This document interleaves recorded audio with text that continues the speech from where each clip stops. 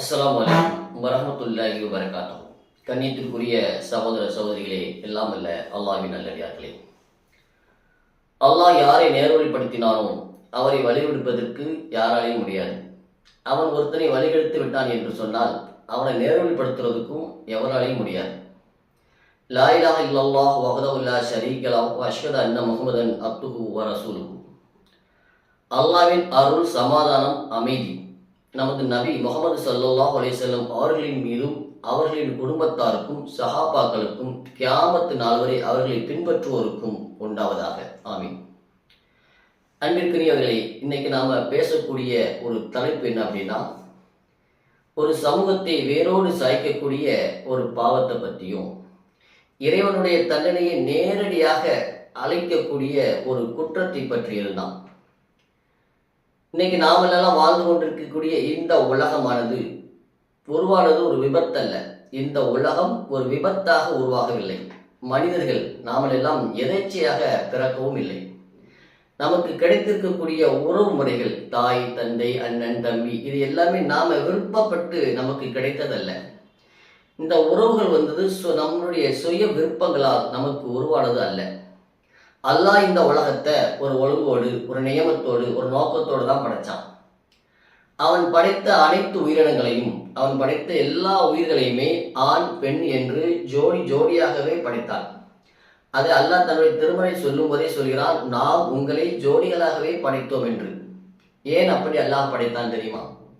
ஒரு ஆண் ஒரு பெண்ணை சார்ந்துதான் இருக்கணும், ஒரு பெண் ஒன்று ஆணை சார்ந்தான் வாழணும். அதுவும் திருமணம் என்கின்ற பந்தத்தின் மூலமாக தூய்மையான இல்லற வாழ்க்கை அமைந்து அதன் வழியாக குழந்தைகள் பிறந்து இந்த தலைமுறைகள் தொடர வேண்டும் என்பதற்காக அல்லாஹ் என்ன பண்றான் அப்படின்னா, இந்த மனித சமுதாயத்திற்கு ஒரு தூய்மையான வாழ்க்கை முறையை ஏற்படுத்தி கொடுக்கிறான். அவன் கொடுத்த இந்த வாழ்க்கை முறை இயற்கையானது, அறிவு சார்ந்தது, அறிவார்ந்தது, இறைவனால் நிர்ணயிக்கப்பட்டது. இந்த வாழ்க்கை முறையை அல்லாஹ் தான் நிர்ணயித்து கொடுத்திருக்கிறான் இந்த மனித சமூகத்திற்கு.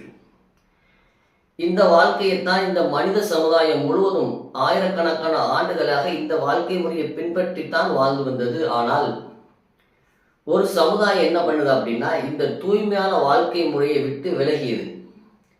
இயற்கைக்கு எதிரான ஒரு வாழ்க்கையை தேர்ந்தெடுத்தது. அல்லாஹ்வினுடைய கட்டளைக்கு எதிராக அந்த சமூகம் கிளம்பியது. அதன் காரணமாக அல்லாஹ் என்ன பண்றான், அந்த சமுதாயத்தை வேரோடு அழிக்கிறான். இப்படிப்பட்ட பாவத்தை செய்த அந்த சமுதாயத்தை அல்லாஹ் வேரோடு அழித்து விட்டான். இன்னைக்கு இந்த உலகத்துல நம்ம கூட வாழ்ந்துகிட்டு இருக்கக்கூடிய சக மனிதர்களில் சில பேர் என்ன பண்றாங்க அப்படின்னா, அந்த இயற்கைக்கு மாற்றமான வாழ்க்கையை வாழ்ந்து கொண்டிருக்கிறார்கள். அந்த வாழ்க்கையை சட்டமாக்க வேண்டும் என்று போராட்டம் நடத்தி கொண்டிருக்கிறார்கள். ஆண் இனம் பெண் இனத்தோடு தான் உடலுறவு கொள்ள வேண்டும், அதுதான் இயற்கை. அல்லாஹ் மனிதர்களை அப்படித்தான் படைத்திருக்கிறான். ஆனால் மனித சமூகத்தில் இருக்கக்கூடிய சில ஈன செயல் புரியக்கூடிய இழி பிறவிகள் என்ன பண்றாங்க அப்படின்னா, ஆணோடு ஆணும் பெண்ணோடு பெண்ணும் சேரக்கூடிய என்று சொல்லக்கூடிய ஹோமோ லெஸ்பியன் என்கின்ற ஓரின சேர்க்கையில ஈடுபட்டு கொண்டிருக்கிறாங்க. இவங்க இப்படி ஒரு தவறான செயலை செய்து கொண்டும் அதில் தவறில்லை என்று சொல்லிக் கொண்டும் இந்த ஓரின சேர்க்கைக்காக ஆர்ப்பாட்டம், போராட்டம் செய்யக்கூடிய சூழ்நிலைகள் எல்லாம் தற்போது நிலவி வருகிறது. இந்த மாதிரி நிலையை எல்லா ஆண்களும் எல்லா பெண்களும் எடுத்தாங்கன்னா என்ன ஆகும்? இந்த உலகத்துல மனித சந்ததிகள் அத்தோடு அழிஞ்சு விடும், முடிவடைந்து விடும். மனித சந்ததிகள் வேற இருக்காது, தலைமுறைகள் தலைக்காது. இப்படி ஆணுடன் ஆண், பெண்ணோடு பெண் என்று திரிபவர்களுக்கு இளமையாக இருக்கின்ற போது நன்றாகத்தான் தெரியும். ஆனால் ஒரு 50-60 வயதை அடையும் போது இந்த உடலுறவு ஆசைகள் எல்லாம், இந்த காம ஆசைகள் எல்லாம் அடங்கி விடுகின்ற போது, தள்ளாடு வயதை அடையும் போதும் அவனுக்கு கஞ்சி கொடுப்பதற்கும் அவனை கவனித்துக் கொள்வதற்கும் அவனுக்கு ஒரு குழந்தை, ஒரு வாரிசு இருக்குமா? இப்படி ஆணும் ஆணும் பெண்ணும் பெண்ணும் சேர்ந்தால் எப்படி வாரிசு உருவாகும், எப்படி குழந்தை பிறக்கும்? சிந்திக்க வேண்டாமா? நமக்கென்று நாம் பெற்றெடுத்த ஒரு வாரிசு, ஒரு குழந்தை இருந்தால்தான் அவங்க நம்ம தூக்கி பராமரிப்பாங்க, நமக்கு தேவையான வசதி வாய்ப்புகளை செஞ்சு தருவாங்க. ஆணுடன் பெண்ணு, பெண்ணுடன் ஆண் என்ற இயற்கையான முறையில் வாழும்போதுதான் ஒருவருக்கு ஒருவர் உதவியாக இருப்பார்கள். ஒருத்தருக்கு ஒருத்தர் உதவி செய்ய வேண்டும் என்கின்ற மனநிலையில்தான் மனிதன் படைக்கப்பட்டிருக்கான். ஆண் பெண் என்கின்ற வெவ்வேறு பாலியல் முறையில் தான் சேவை செய்ய வேண்டும் என்கின்ற எண்ணம் தோன்றும். அப்படி ஒரு எண்ணம் தூண்டப்படும்.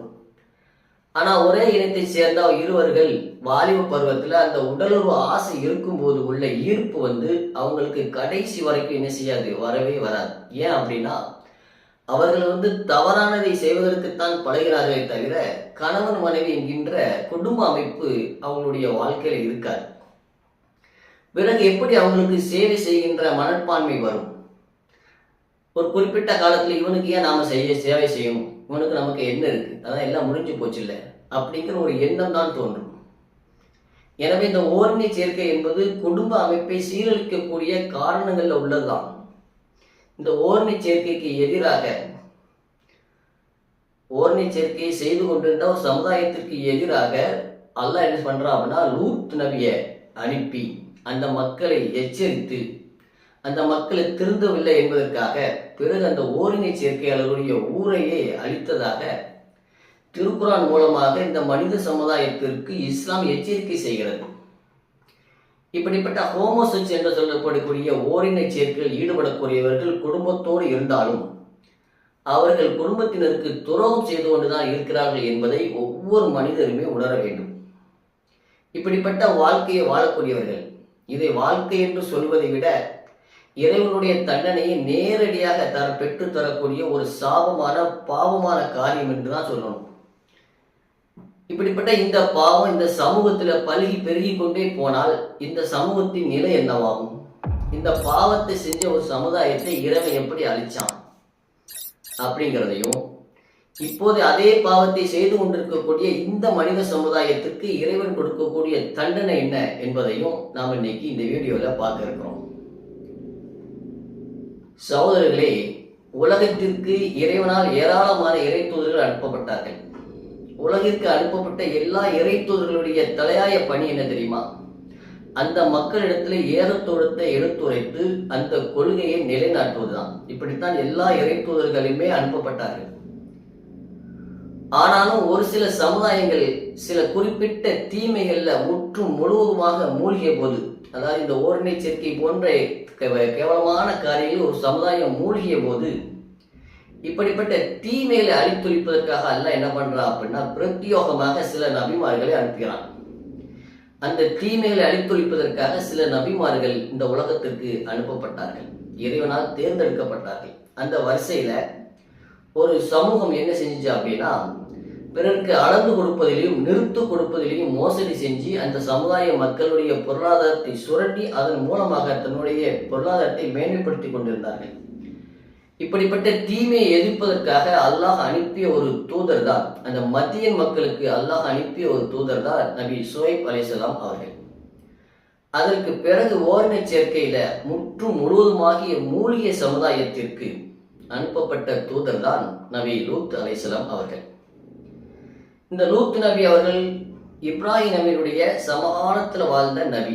இப்ராஹிம் நபி ஒரு சமூகத்திற்கும் லூத் அலைஹிஸ்ஸலாம் அவர்கள் ஒரு சமூகத்திற்கும் ஒரே நேரத்தில் 2 சமூகத்திற்கு நபியாக அனுப்பப்பட்டார்கள். அதனாலதான் இப்ராஹிம் நபியுடைய சமகாலத்து நபியாக இந்த லூத் நபி இருக்கிறாங்க. இந்த லூத் நபி என்ன பண்றாங்க அப்படின்னா தனியாக நின்று கொண்டு, அவங்களுக்கு துணைக்கு யாருமே கிடையாது, அவர்கள் தனியாக நின்று கொண்டு அந்த மக்களிடம் இருந்த இந்த மிருகச் செயலை, இந்த ஓரினை சேர்க்கையை எடுத்து போர் முழக்கமிட்டார்கள். இந்த ஈன செயலை செய்யாதீங்க, இந்த இழிவான காரியத்தை செய்யாதீங்க என்று திரும்ப திரும்ப அந்த மக்களுக்கு அறிவுரை வழங்கி கொண்டே இருந்தார்கள். இந்த காரியத்தை நீங்க செஞ்சீங்க அப்படின்னா இறைவனிடமிருந்து இழிவுதொரு வேதனை வரும் என்று அந்த மக்களை எச்சரிச்சாங்க. ஆனா அந்த மக்கள் அவர் சொல்வதை அறவே கண்டுகொள்ளவில்லை. இந்த காதலை வாங்கி இந்த காதலை விட்டுட்டாங்க. செவுடங்காதல சங்கூதன கதையாக அவர்களுக்கு சொல்லக்கூடிய அத்தனையுமே வீண் விரைவாகி போச்சு. அது மட்டும் இல்லாம அவங்க என்ன பண்றாங்க அப்படின்னா லூத் நபியை கேலி பண்றாங்க, கிண்டல் பண்றாங்க, மேலும் உண்மை ஊரை விட்டு விரட்டிடுவோம் அப்படின்னு மிரட்டுறாங்க. மறுபடியும் சொல்றாங்க, உன்னுடைய வாதத்துல நீர் உண்மையாளராக இருந்தால் வேதனையை கொண்டு வாருங்கள் அப்படின்னு என்ன செய்யறாங்க, அந்த இறை தூதருக்கு எதிராக சவாலும் விடுறாங்க. இதை அல்லாஹ் தன்னுடைய திருமறையில சொல்லி காட்டுகிறான். லூத்தையும் அனுப்பினோம், நீங்கள் வெட்கக்கேடான செயலை செய்கிறீர்கள், அகிலத்தாரில் உங்களுக்கு முன் யாரும் இதை செய்ததில்லை, சரியான வழியை துண்டித்து விட்டு ஆண்களிடம் செல்கிறீர்களா, உங்கள் சபையில் அந்த வெறுக்கத்தக்க செயலை செய்கிறீர்களா என்று அவர் தமது சமுதாயத்திற்கு கூறிய போது, நீர் உண்மையாளராக இருந்தால் அல்லாஹ்வின் வேதனை கொண்டு வருவீராக என்று கூறியதை தவிர வேறு எதுவும் அவரது சமுதாயத்தின் பதிலாக இருக்கவில்லை என்று அல்லாஹ் தன்னுடைய திருமறையில் சொல்லி காட்டுறான். ஆக அந்த மக்களுக்கு எவ்வளவோ அறிவுரை சொல்லியாச்சு, எவ்வளவோ எச்சரிக்கை பண்ணியாச்சு, அந்த மக்கள் திருந்தின பாடில்லை.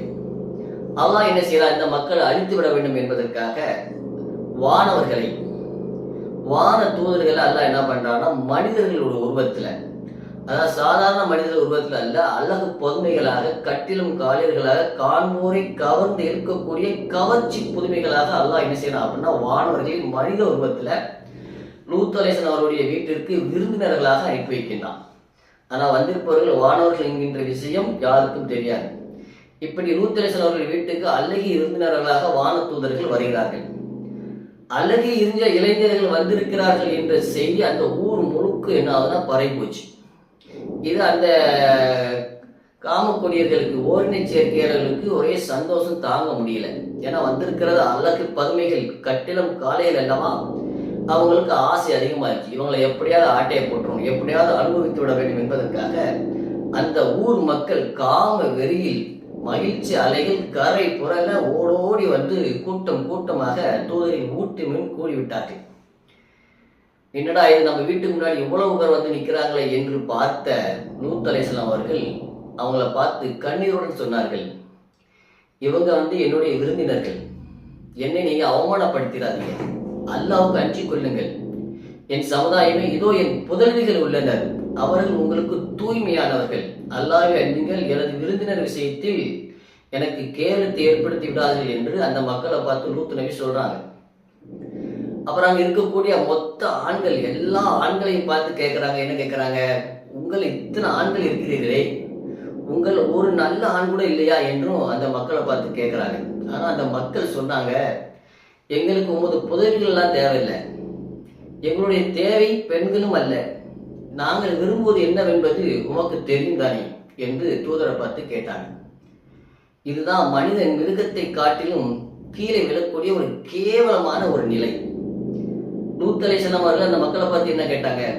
உங்கள ஒருத்தர் கூட நல்ல ஆண் இல்லையா என்று அவங்க கேட்பதில் இருந்தே அந்த ஊர் எந்த அளவுக்கு கெட்டு போயிருந்துச்சு அப்படிங்கிறத நாம தெளிவாக உணர முடிகிறது. அந்த அளவுக்கு அந்த ஊர் முழுக்க முழுக்க ஆண்களை மட்டுமே அனுபவிக்கக்கூடிய ஓரினை சேர்க்கையில முழுவதுமாக அவங்க மூழ்கி கிடந்திருக்கிறாங்க. லூத் நபி அவர்கள் எவ்வளவோ அந்த மக்களிடம் எடுத்து சொல்லி பார்த்தாங்க, போராடி பார்த்தாங்க, அந்த மக்கள் திருந்துவதாக தெரியவில்லை. இந்த கட்டத்துல லூத் நபியினுடைய மனித பலவீனம், அவர்களும் மனுஷன் தானே, எவ்வளவோ சொல்லி பார்த்துட்டாங்க, அவங்க கேட்கிற மாதிரி தெரியல.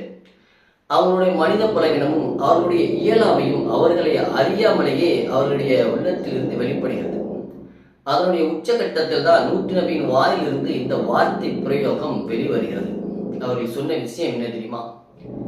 உங்கள் விஷயத்தில் எனக்கு சக்தி இருக்கக்கூடாதா அல்லது பலமான ஆதரவை நான் பெற்றிருக்க கூடாதா என்று லூத் நபி கூறினார்கள். ஆனா அவங்க இந்த நேரத்துல உண்மையிலேயே அவங்க இந்த சமயத்துல அடைக்கலத்திற்கும் ஆதரவிற்கும் அல்லாஹ் அளித்திருக்க வேண்டும். ஆனால் அவர்களுடைய இயலாமையும் அவர்களுடைய பலவீனமும் அவருடைய வாயிலிருந்து இப்படி ஒரு வார்த்தையை உதறச் செய்துவிட்டது. இதை நபிகள் நாயகம் ஸல்லல்லாஹு அலைஹி வஸல்லம் அவர்கள் நமக்கு மென்மையாக உணர்த்துகிறார்கள். எப்படி என்று பாருங்கள். அல்லாஹ்வின் தூதர் நபிகள் நாயகம் ஸல்லல்லாஹு அலைஹி வஸல்லம் சொல்றாங்க, லூத் அலைஹிஸ்ஸலாம் அவர்களே அல்லாஹ் மன்னிப்பானாக, அவர்கள் ஒரு பலமான ஆதரவாளனிடமே புகலிடம் தேடக்கூடியவர்களாக இருந்தார்கள் என்று அல்லாஹ்வின் தூதர் நபிகள் நாயகம் ஸல்லல்லாஹு அலைஹி வஸல்லம் அவர்கள் லூத் நபியுடைய வாயிலிருந்து தவறாக அந்த வந்த வார்த்தைக்காக அவர்கள் அல்லாஹ்விடத்தில் பாவ மன்னிப்பு கேட்கிறார்கள். கடைசியில என்ன ஆகுது அப்படின்னா, இறை தூதர்களும் அவரது சமுதாயத்தினரும் நம்பிக்கை இழந்து போயிட்டாங்க. நம்மளால ஒண்ணுமே முடியல, இவங்களை திருத்த முடியாது என்று நம்பிக்கை இழந்து நிற்கக்கூடிய நேரத்துல அவங்களுக்கு இறைவனுடைய உதவி வருகிறது. அல்லாஹ் அதை தன்னுடைய திருமறையில் சொல்லும் போது சொல்லி காட்டுகிறான், முடிவில் தூதர்கள் நம்பிக்கை இழந்து தாங்கள் நிராகரிக்கப்பட்டு விட்டோம் என்று எண்ணிய போது நமது உதவி அவர்களிடம் வந்தது. நாம் நாடியோர் காப்பாற்றப்பட்டனர், குற்றம் புரிந்த கூட்டத்தை விட்டும் நமது வேதனை நீக்கப்படாது என்று அல்லாஹ் தன்னுடைய திருமறையில தூதர்களுக்கும் தூதரை நம்பி அவருக்கு பின்னாடி இருக்கக்கூடிய இறை நம்பிக்கையாளர்களுக்கும் உதவி செய்வதாக அல்லாஹ் சொல்கிறான். இந்த நேரத்துல லூத் நபியுடைய வீட்டுக்கு வந்திருக்கக்கூடிய விருந்தாளிகள் இதுவரைக்கும் வானவர்கள் என்கின்ற விஷயம் யாருக்குமே தெரியாது இல்லையா? அவர் லூத் நபியின் வீட்டிற்கு வந்தவர்கள் வெறும் விருந்தாளிகள் கிடையாது. தூதரை காக்கவும் அவரது எதிரியை தாக்கவும் வந்த வானவர்கள் என்கின்ற உண்மை இப்போது என்ன செய்யுதுன்னா வெளிச்சத்துக்கு வருகிறது. அதுவரை விருந்தாளிகளாக வந்திருப்பவங்க வானவர்கள் கிடையாது என்கின்ற உண்மை யாருக்குமே தெரியாது. வானவர்கள் என்கின்ற உண்மை யாருக்குமே தெரியாது. அவங்க எல்லாருமே ஒரு அழகு கட்டிடம் காளைகள் விருந்தாளிகளாக வந்திருக்கிறாங்க, ஒரு மனிதர்கள் வந்திருக்கிறாங்க என்றுதான் லூத் நபி நினைச்சிட்டு இருக்கிறாங்க. அந்த ஊர் மக்களும் அப்படித்தான் நினைச்சிட்டு இருக்கிறாங்க. ஆனா வந்திருப்பவர்கள் வானவர்கள் என்கின்ற உண்மை இப்பதான் தெரிகிறது. அதை அல்லாஹ் தன்னுடைய திருக்குரானின் மூலமாக நமக்கு என்ன செய்யறான்னா எடுத்து சொல்றான். வானவர்கள் தூதரை பார்த்து சொன்னார்கள், லூத்தே, நாங்கள் உமது இறைவனின் தூதர்கள். அவர்கள் உம்மை நெருங்கவே முடியாது. உமது மனைவியை தவிர உமது குடும்பத்தாருடன் இரவின் ஒரு பகுதியில் புறப்படுகிறாங்க. அவங்க இந்த இரவுல ஒரு பகுதியில இந்த ஊரை விட்டு போங்க, இந்த ஊரை விட்டு கிளம்பி போங்க அப்படின்னு அவங்க சொல்றாங்க. அப்படி நீங்க போகும்போது யாரும் என்ன செய்யக்கூடாது, திரும்பி பார்க்க கூடாது. உங்களில் எவரும் திரும்பி பார்க்க வேண்டாம். அவர்களுக்கு ஏற்படக்கூடியதுதான் அவளுக்கும் ஏற்படும். அவர்களுடைய காலக்கெடு வைகறை பொழுது வரைக்கும் தான். அந்த வைகறை பொழுது சமீபத்தில் இல்லையா என்று தூதர்கள், வான தூதர்கள் லூத் நபியிடம் சொல்றாங்க. அப்ப சொல்லிட்டாங்களா, ஒரு வழியாக இறை தூதருக்கும் இறை நம்பிக்கையாளர்களுக்கும் பாதுகாப்பு அளிக்கக்கூடிய விதமாக அவர்களை ஊரை விட்டு அனுப்பி வச்சுட்டு மலக்குமார்கள் என்ன செய்யறாங்க, தங்களுடைய விளையாட்டை விளையாட ஆரம்பிக்கிறார்கள். இதற்கிடையில் அந்த ஓரினை சேர்க்கையாளர்கள் இருக்காங்கல்ல, அந்த ஊரில் இருக்கக்கூடிய ஓரினை சேர்க்கையாளர்களுக்கு வந்திருப்பது வானவர்கள் என்கின்ற விவரம் தெரியல. வந்திருப்பது வானவர்கள் என்பது தெரியாமல் அவங்க என்ன பண்றாங்க அப்படின்னா, வந்த வானவர்களிடத்திலையும் தன்னுடைய காம வேட்டைகளையும் சேட்டைகளையும் என்ன செய்யறாங்க, காட்ட ஆரம்பிக்கிறாங்க. இப்படி காட்ட ஆரம்பித்தவுடன் அல்லாஹ் என்ன செய்யலாம் அப்படின்னா, அவருடைய கண்களை குருடாக்கிறான். இது அல்லாஹ்வே தன்னுடைய திருமறையை சொல்லி காட்டுகிறான். அவருடைய விருந்தினர்களை அவர்கள் தீய காரியத்திற்கு இழுத்தனர். உடனே அவர்களின் கண்களை குருடாக்கினோம், எனது வேதனையையும் எச்சரிக்கையையும் சுவையுங்கள் என்றோம் என்று அல்லாஹ் தன்னுடைய திருமறையில அந்த வானவர்களை தவறான பாதைக்கு இழுத்த அந்த மக்களுடைய செயலை அல்லாஹ் தன்னுடைய திருமறையில சொல்லி காட்டுகிறான். இந்த கண்களை குருடாக்கி இருக்குல்ல, இதுதான் அவர்களுக்கு கிடைத்த முதல் தண்டனை. இரண்டாவதாக ஒரு தண்டனை எப்படி அப்படின்னா, பெரும் சத்தம், பேர் இறைச்சல் அவர்களை பிடிக்கின்றது. மூன்றாவதாக கல்மழை பொழிகிறது. சாதாரணமான கல்மழை இல்ல, சூடாக்கப்பட்ட கல்மழை அவர்கள் மீது அல்லாஹ் பொழிய செய்கின்றான். நான்காவதாக இயற்கைக்கு எதிராக கிளம்பி தலைகளாக புரண்ட அந்த சமுதாயம் வாழ்ந்த ஊரை அல்லாஹ் என்ன பண்றான், நம்ம வீட்டு பெண்கள் தோசையை எப்படி புரட்டி போடுவாங்கல்ல, அந்த மாதிரி அல்லாஹ் அந்த ஊரை தலைகளாக என்ன செய்யலாம், புரட்டி போட்டு விடுகின்றான்.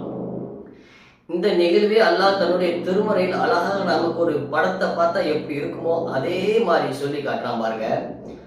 நமது கட்டளை வந்தபோது சுடப்பட்ட கற்களால் அவ்வூரின் மீது கல்மழை பொழிந்து அதன் மேற்பகுதியை கீழ்ப்பகுதியாக்கினோம். அவை உமது இறைவனிடம் அடையாளமிடப்பட்டது. அந்த ஊரு அநீதி இழைத்த இவர்களுக்கு தொலைவில் இல்லை என்பதாக அல்லாஹ் தன்னுடைய திருமறையில சொல்லி காட்டுறான்.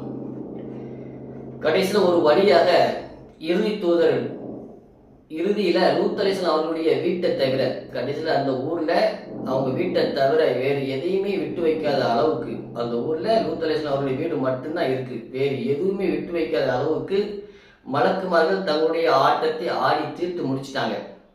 இதுதான் இந்த ஓர்ணி சேர்க்கையாளர்களுக்கு இறைவன் கொடுத்த தண்டனை. அவர்களுக்கு அல்லாஹ் 4 விதமான தண்டனைகளை கொடுக்கிறான். முதல்ல கண்களை குருடாக்குறான், பிறகு பெரும் சப்தத்தை கொண்டும் பேர் இறைச்சலை கொண்டும் பிடிக்கிறான், அதற்கு பிறகு சூடாக்கப்பட்ட கல்மலை கொண்டு அவர்கள் மீது பொழிய செய்கிறான், கடைசியில அந்த நகரத்தை தலைகளாக அல்லாஹ் புரட்டி போட்டுகிறான். இதுதான் இந்த ஓர்ணி சேர்க்கையில் முழுவதுமாக மூழ்கி கிடந்த அந்த ஓர்ணி சேர்க்கைக்கு இறைவன் கொடுத்த தண்டனையும் நிந்தனையும் ஆகும். கடைசியில மிஞ்சியது என்ன, இறை தூதரின் வீடு மட்டும்தான் அந்த ஊர்ல மிஞ்சிச்சு, வேற எல்லாமே அழித்து சின்ன பின்னமாக்கப்பட்டு விட்டது. இந்த சமூகத்திற்கு அல்லாஹ் வழங்கிய இவ்வளவு பெரிய தண்டனையில் இருந்தே இந்த ஓர்ணி சேர்க்கை எனும் பாவத்தையும் அது எவ்வளவு பெரிய கொடூரம் என்பதையும் நாம் புரிந்து கொள்ளலாம் அன்பிற்கினிய சகோதரர்களே.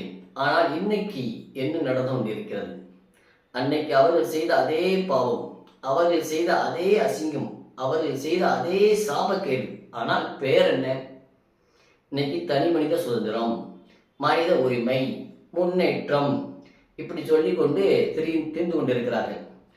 அல்லாஹ் அழிச்ச ஒரு பாவத்தை இன்னைக்கு மனுஷன் சட்டமாக்க வேண்டும் என்று ஆர்ப்பாட்டங்களும் போராட்டங்களும் நடத்தி கொண்டிருக்கின்றான். இந்த சாபக்கேட்டையும் சமூக கேட்டையும் தான் இன்றைய சமுதாயம் சட்டமாக்க துடித்துக் கொண்டிருக்கிறது. இந்த மானக்கேட்டிற்கு தனி மனித சுதந்திரம் என்று ஒரு முத்திரையையும் பொறித்து வச்சிருக்கிறாங்க. இந்த அசிங்கத்தை செய்தவனையும் அது செய்தவனை மட்டுமல்லாமல் அவனை சுற்றியுள்ளவர்களையும் சமூகத்தையும் பாதிக்கக்கூடிய எய்ட்ஸ் என்னும் நோயை பரப்புவதை தவிர இந்த ஓரின சேர்க்கையாளர்கள் மூலமாக இந்த சமூகத்துக்கு கிடைத்த பரிசு வேறு எதுவுமே இல்லை. அவர்கள் மூலமாக இந்த எய்ட்ஸ் என்கின்ற நோய் தான் பரிசாக கிடைத்திருக்கிறது. இப்படிப்பட்ட எய்ட்ஸ் என்னும் உயிர்கொல்லி நோயை இந்த மனித சமூகத்துக்கு பரப்புவதை தனி மனித சுதந்திரம் என்று எப்படி எடுத்துக்கொள்ள முடியும்? எய்ட்ஸ் என்னும் உயிர்கொல்லி நோயே பரிசாக கிடைச்சது இந்த கேவலமான பாவத்தின் காரணமாகத்தான். இதற்கு பிறகாவது இந்த சமுதாயம் திருந்துமா? இந்த மனித சமூகம் திருந்துமா? இன்ஷா அல்லாஹ் பொறுத்திருந்து பார்ப்போம்.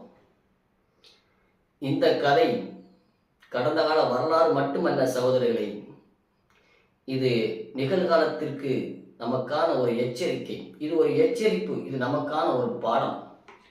அல்லாஹ்வுடைய வேதனை அநியாயக்காரர்களிடம் வெகு தொலைவில் இல்லை, மிக அருகாமையில் இருக்கிறது என்று அல்லாஹ் நமக்கு அடிக்கடி எச்சரிக்கை செய்து கொண்டே இருக்கின்றான். எனவே நாம் ஒவ்வொருவரும் பாவமான காரியங்களிலிருந்து விலகி வாழ்வதற்கு முயற்சி செய்ய வேண்டும். மனிதனாக பிறந்த எல்லாருமே பாவம் செய்யக்கூடியவர்கள் தான். எவன் ஒருவன் தான் செய்த பாவத்தை உணர்ந்து திருந்தி இறைவனத்தில் மன்னிப்பு கேட்டு அதன் பிறகு அந்த பாவத்தின் பக்கம் செல்லாமல் இருக்கின்றானோ அல்லாஹ் அவர்களை மன்னிப்பதற்கு தயாராக இருக்கின்றான். முடிவாக துஆவோடு முடித்துக் கொள்வோம். யா அல்லாஹ், எங்களை வெளிப்படையான பாவங்களில் இருந்தும் மறைவான பாவங்களில் இருந்தும் காப்பாயாக. யா அல்லாஹ், எங்கள் குடும்பங்களை பாதுகாப்பாயாக, எங்கள் பிள்ளைகளை பாதுகாப்பாயாக.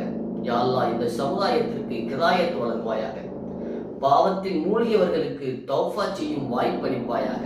யா அல்லாஹ், லூத் அலைஹிஸ்ஸலாம் அவர்களை நீ காப்பாற்றியதைப் போல எங்களையும் உனது கருணையால் காப்பாயாக. ஆமீன் ஆமீன் யா ரப்பல் ஆலமீன். அஸ்ஸலாமு அலைக்கும் வரஹ்மத்துல்லாஹி வபரகாத்துஹு. கண்ணியத்திற்குரியவர்களே, இதுவரைக்கும் நமது சேனலில் இணையாதவர்கள் இணைந்து கொள்ளுங்கள். இந்த வீடியோ உங்களுக்கு பயனுள்ளதாக இருந்தால் பிறருக்கும் பகிர்ந்து பயன்பெறுங்கள். அஸ்ஸலாமு அலைக்கும் வரஹ்மத்துல்லாஹி வபரகாத்துஹு.